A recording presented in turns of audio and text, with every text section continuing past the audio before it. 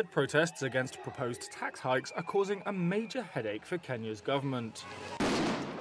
That's as President William Ruto finds himself caught on the horns of a dilemma over the country's finances.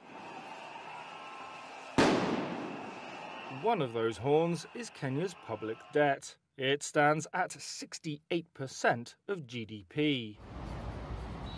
That's higher than the 55% recommended by the World Bank and the International Monetary Fund.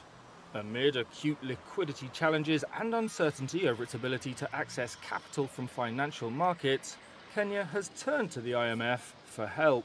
It, in turn, has urged the government to meet revenue targets to access more funding. And that's led to the proposed tax hikes in the Kenya Finance Bill, which aims to raise an additional $2.7 billion in revenues. But the other horn of the dilemma is a rising cost of living for Kenya's population. That's been driven by inflation and steep tax rises in last year's finance bill.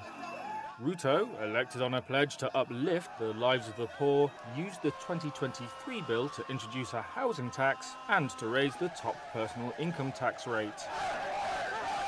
Protesters and opposition parties want the whole 2024 bill to be scrapped.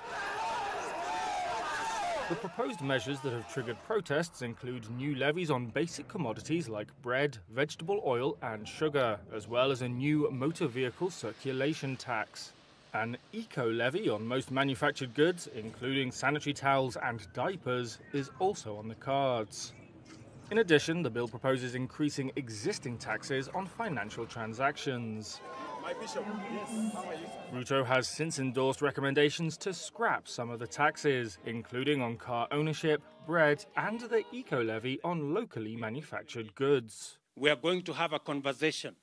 But the Finance Ministry has said such concessions would blow a $1.56 billion hole in the 2024 to 25 budget and necessitate spending cuts. Once passed by Parliament, the bill will need to be signed into law by Ruto within 14 days. He has acknowledged protesters and promised to engage with them.